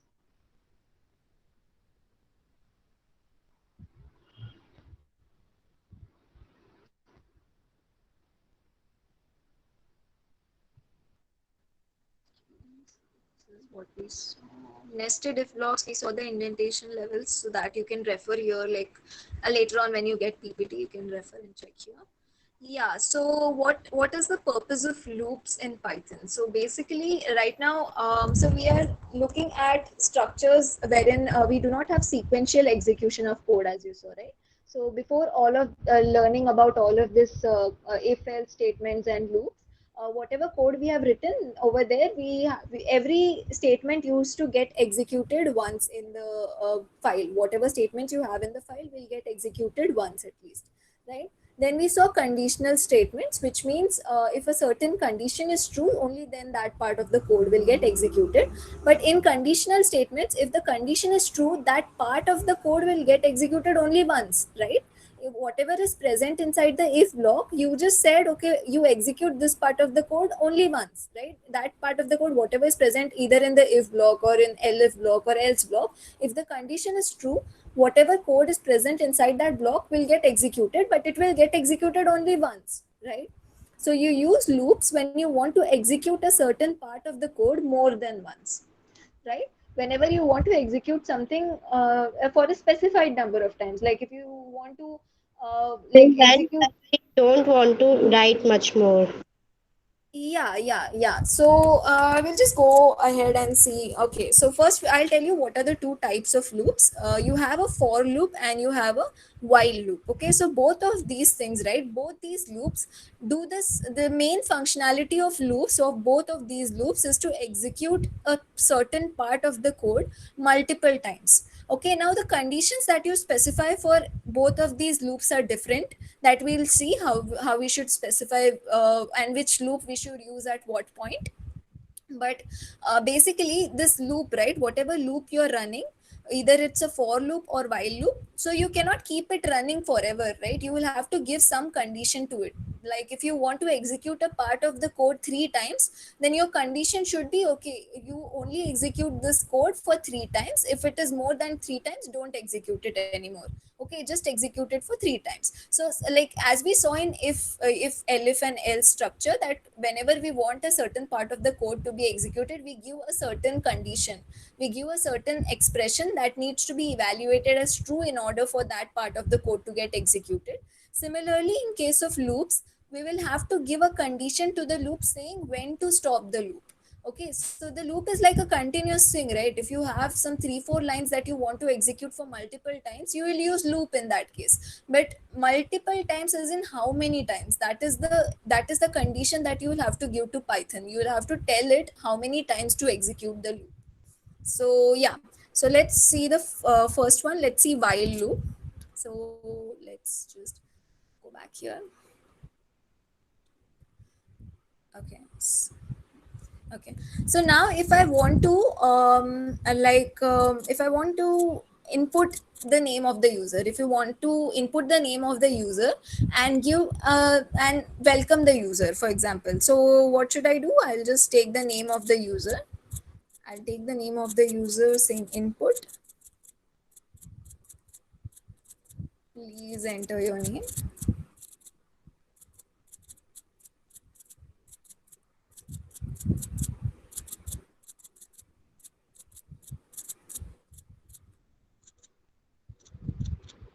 Please enter your name, and I'm going to say a welcome to the user. Like saying welcome percent s. String formatter is being used here again. Yeah. Percent name. So now this will execute my code once, right? It will input the name of the user and welcome the user once. But if I want to do it like if I want to do it for suppose 3 times, right? If I want to do it for suppose 3 times, or maybe let's say if I want to execute this loop until the user gives me some valid input. Okay, so okay, let's just take it simple probably. Let's just understand this. I want to execute this part of the code thrice. Okay, I want to execute this part of the code thrice. One alternative would be to just write this part of the code thrice. You just copy paste it and write it thrice. So it will run 3 times. Right? If I just copy paste this, copy it and paste it 2 more times, this part of the code will run thrice. No, ma'am. Yeah. Let's see. So yeah, Priya. Then anyone else? Any other name you want me to input? Okay, let's just say Steven, or let's just say Ria. right? So now this part of the code ran thrice, right? Because I had written that code thrice over here. But what if I don't want to do the duplication and still want to execute this two statements three times? So what I'll We do is can loop. I'll use a while loop. Sorry, I could not hear you. We can use while loops. Yeah, we can use while loop, but basically, anyway, let's just first get into while loop. So we'll use while loop in this case. Now I want to count the number of times it has already been executed, right? So here also, in case of while also, you will have to give a true or false statement as the condition. So the syntax is going to be exactly the same as if. For if we had whatever if space, sorry, whatever if space the condition condition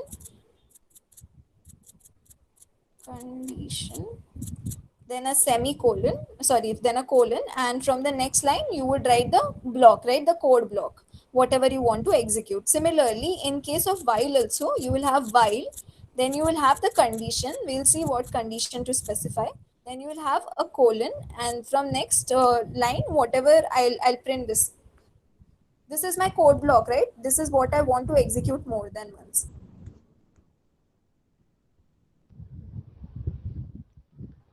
This is my code block. I want to execute this part of the code more than once. So this will become my code block, which I'll put inside my if condition.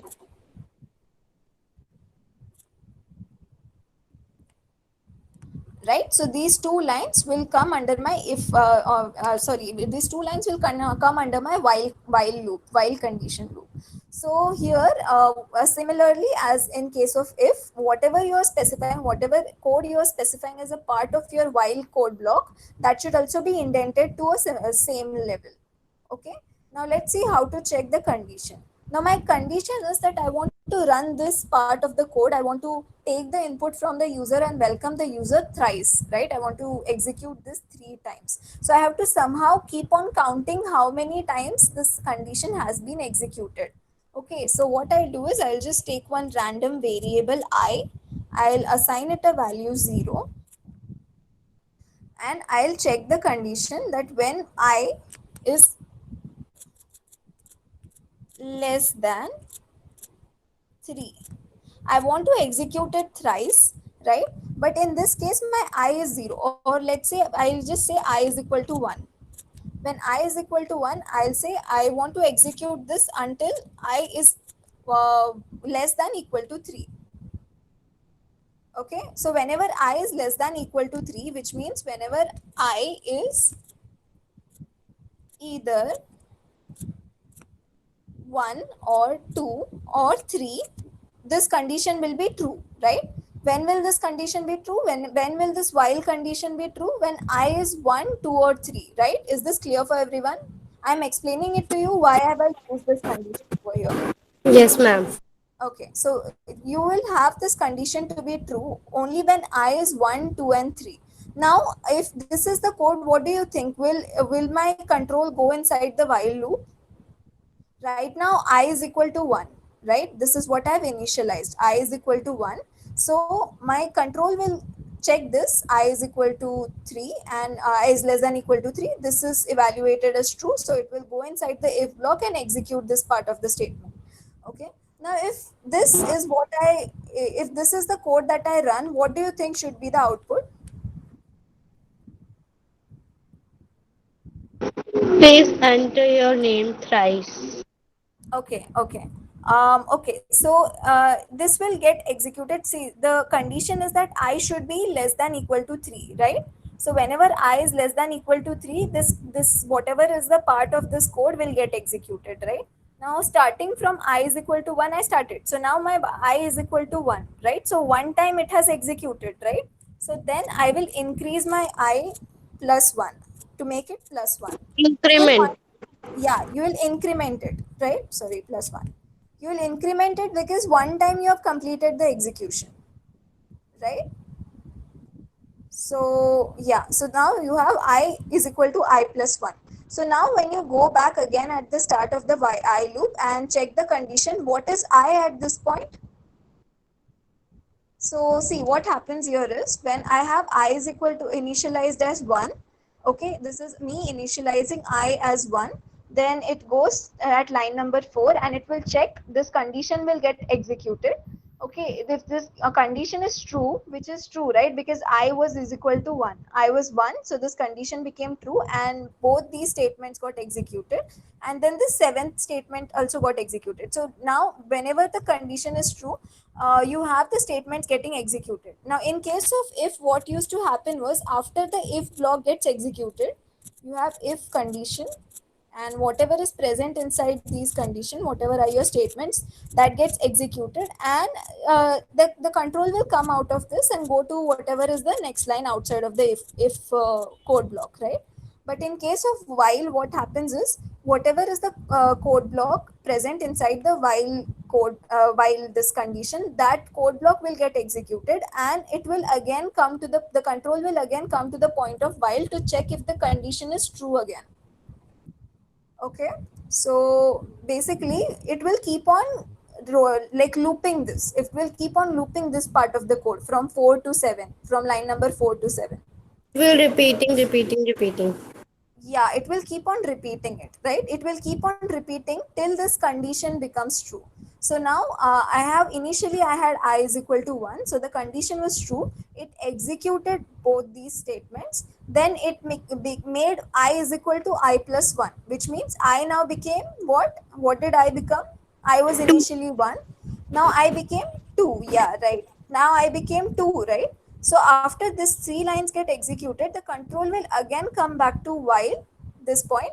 The control will again come back to line number 4, and again this condition will be checked. So now 2 is I is equal to 2, right? So now it is checking if 2 is less than equal to 3. Okay, so it will check is 2 less than equal to 3? Yes, Yes. right?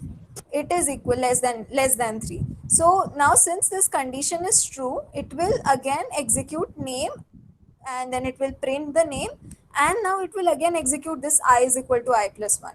So now Nama, I was 2 in the last iteration, right? So now what will I become? I will become 3, right?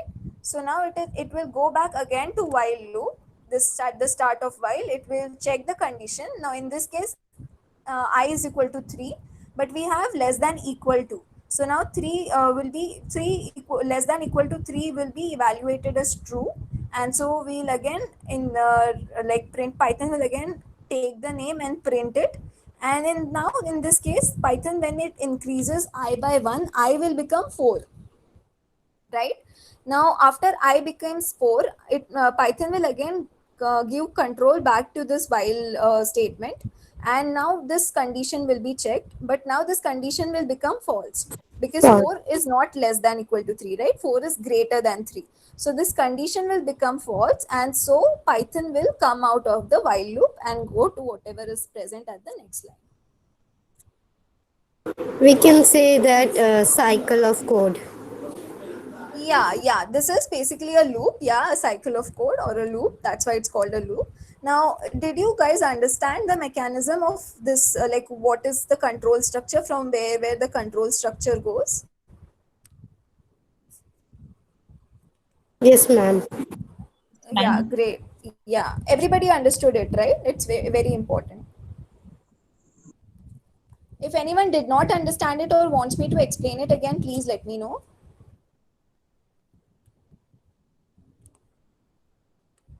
Okay. So yeah, so I'm continuing ahead. If anyone has any questions, please let me know. Okay. But this is what you understood, right? So for while, the syntax is basically that you have a while statement, you have this while keyword followed by the condition, and then you have a colon, just like you had in case of if statement. Then after this, you will have this the lines of code that are as a part of your code block. Whatever is a part of your code block, that will come after this while, and that will be indented. This needs to be indented properly.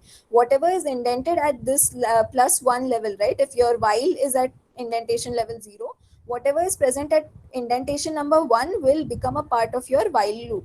That will be looped again and again. So here in this case, now I want to only execute this part of the code 3 times.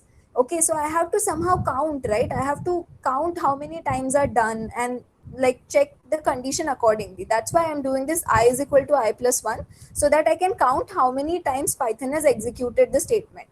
Okay, if I remove this, now if I remove this, what will happen is now I will never get updated. I will always remain 1, right? So which means this condition will always be true, right? This I is never getting updated. I'm not updating I itself. I'm not counting the number of times. I'm just saying I should be less than equal to 3, but my I is initialized as 1, so it will never change, and I will always be equal to 1, and this condition will always be equal to true, right? So when I run this, okay, it will keep on running infinitely. It will just keep on running infinitely. It will never stop, because your I is less than equal to 3 condition will never be evaluated to false. Since I is 1 always, you are not updating I will always remain 1, and that condition will never be evaluated as false. That condition will always be true, and you will have an infinite loop. This loop will run infinitely till your memory gets down, I guess. Okay, so that's why you need to keep on updating the variable. You need to keep on updating whatever you're using as the condition. You need to keep on counting how many times it's done and how many times it's done, so that you can check the condition accordingly. That's why I'm using I is equal to I plus 1 here, so that it keeps a count of how many times it's done. If it's done for 3 times, I want to get out of the loop. Clear? Yes, ma'am. Again, this I is equal to I plus 1 can be written in a more concise form using I plus is equal to 1. You are incrementing the variable I by 1, right? You are incrementing it. Whenever you increment it, basically you are adding something to it, adding some constant to it. You are incrementing it by 1. So yeah, so this is your while loop. Is this clear for everyone? Yes, ma'am. Everything is clear now. Okay, great. Yeah, so yeah, that is cool. So usually, right, whenever you have something that involves like counting, like I want to execute this loop only for a certain number of times, you don't usually use while loop in that case. You use for loop in that case. Okay, we'll see why we will be using for loop in that case instead of while loop in that case. So let me just give you an example of when can we use while loop instead of for loop. So now, if I say I want to print every value of, yeah, so I'm taking the name of the user in this case also, but I want to print each character of the name individually on a separate line. Okay,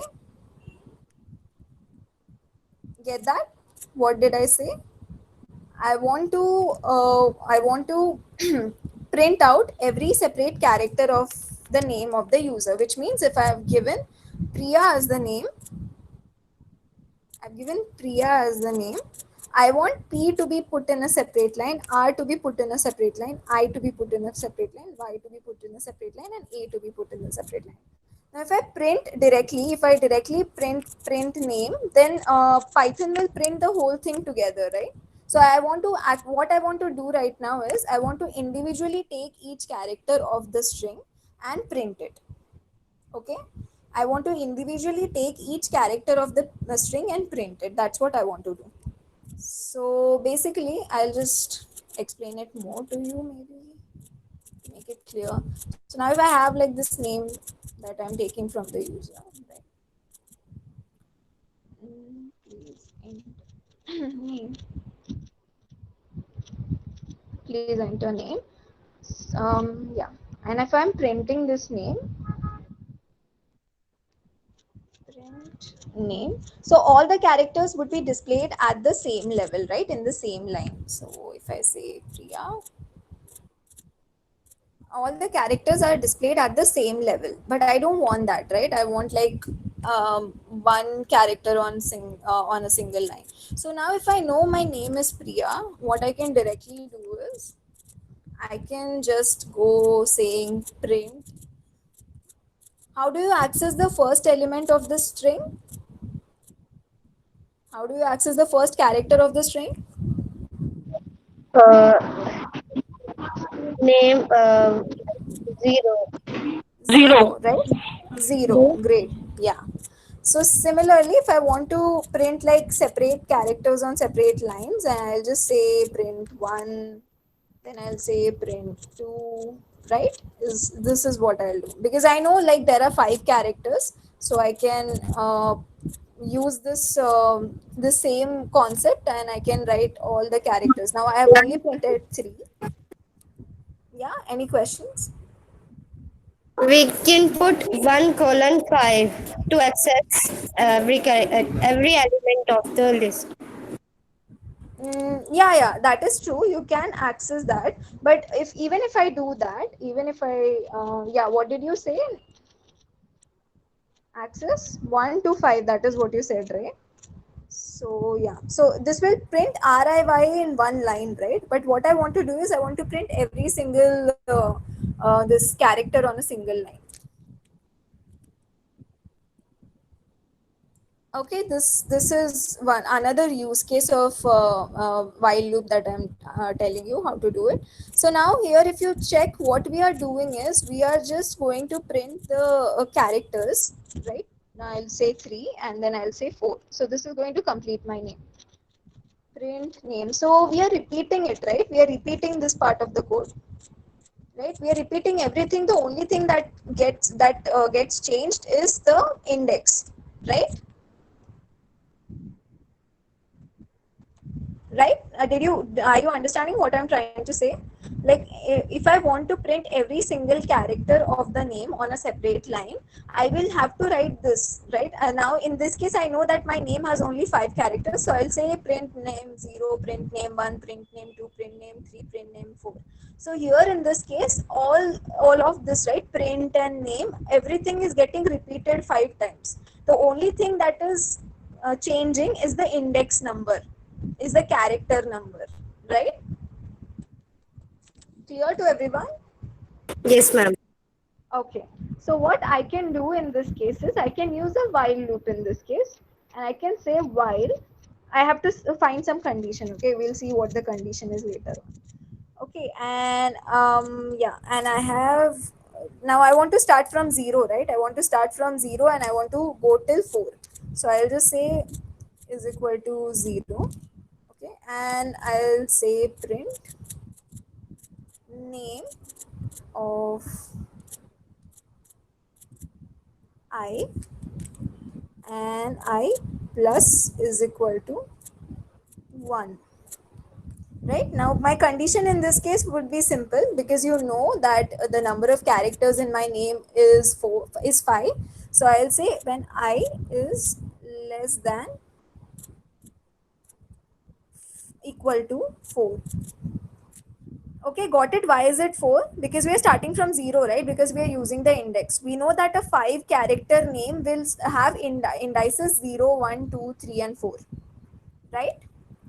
So if I'm using I variable, so here in this case, now if this loop is run, since my number I starts from 0, first it will say print name of 0. So P will get printed. Then I increased I by 1, and I'm again checking the condition. I is less than 4. I would be 1 in this case. Is I is less than 4? Yes, it is. So it will print name 1. That is, it will print the second character. Then it will again increment I by 1. Now I has become 2, right? So I'll just write it down so it will be simpler to understand. So yeah, so you have when I is equal to 0, at that point you will get P. When I is equal to 1, so after incrementing I, when I became 1, at that point you will get name of 1, right? Name character at index 1 of the string name. So that you will have R, then you have 2. When I becomes 2, you will have name of 2, which would be I. So similarly, this will go on. So when it's 3, name of 3 would be Y. And when it's 4, when I is 4, this will become A. So yeah, this is the case, right? So now I know it should be from 0 to 4. So that's why I have said when I is less than equal to 4, you just say print of name is a name I. So this has saved you so much of code, right? You don't have to redundantly write all of these things. You can just write one statement and get done with it. Okay, now in case you do not know what the length of your string is, like if all of this is gone and if you just have the name that you have inputted from the user, you're taking the name from the user. In that case, you would say, please enter the name. Now you don't know what is the name of the user, right? So you cannot use 4 because you don't know what is the length of the name of user, right? So in this case, what should we use instead of 4? Name. Not name, like name will have the name, right? The whole name itself. But this here you are counting the indices, right? You're counting 0, 1, 2, 3, 4. So if my name has a length of 5, then I'll go from 0 to 4, right? Right, and so now even if my name was Priya, I can write it as I is less than equal to 4, or I can write it as I is less than 5. This would be the same thing, right? Is this understood to you all? I is less than equal to 4 is same as I is less than 5. Yes, ma'am. Okay, so now what is 5? If my in case my name was the name that I inputted was Priya, then the length of the name variable would have been 5, right? Length of name would have been 5, right? So Yes. now if I want to use this for the name that I'm inputting from the user, and I don't know what is the length of the name that the user is inputting, then in this case, what will I say? Instead of 5, what should I use? Length name. Yeah, right. I'm going to check the length of name. Okay, I'll iterate this loop and print every character of the string of name. And for that, I need to know how many times I need to iterate it, which means how many times should I run the loop, and that should be equal to the number of characters present in the string, right? And the number of characters present in the string is equal to the length of the string, right? So here in this case, this is a small code we have used to print the character of the name, whatever name is inputted, print each character of the name on a separate line. So if probably I go here and if I say Priyanka, maybe all of these characters will be present at separate line. Clear? Clear for everyone? Yes, ma'am. Any questions? No, ma'am. Thank you. Okay. Anyone else has any questions or any doubts? No, ma'am, it's clear, ma'am. Okay, great. Yeah. Yeah, I hope you guys just go through it once. All these loops and so basically this if else and loops are very important because it's not just for Python. You will be using it in other programming languages also if you use any other Ma'am, today programming have language. any assignments for? I don't have any assignment today because tomorrow and day after we'll have a session, right? So I thought you guys might not get that much of time to do the assignment. So what we'll do is after Saturday's session, right? I'll give you an assignment on if the conditional structure and loops both together. So that you'll have like a 1 week's time to perform all the like assignment questions, and then next week we can discuss about it. Yeah, ma'am. Okay, good. Thank you. Okay. Okay, Shaina, I think we are done with today's session. We can close the call for today. Okay. So queries, everything is clear. Yeah. If anyone has any question, either you can like ask me right now, or probably tomorrow we can continue this. If you We don't have have any questions right now. today have an class today. Sorry. We have any class today? Oh, sorry, tomorrow. Yeah. You we will have your have. normal class. Yeah. Yeah. Okay. All right. Uh, any other questions anyone has? So we will have a class tomorrow and day after, like we have every week. Today was just a class, as last week on Saturday we did not have one, right? So it was that Saturday's class which we kept today.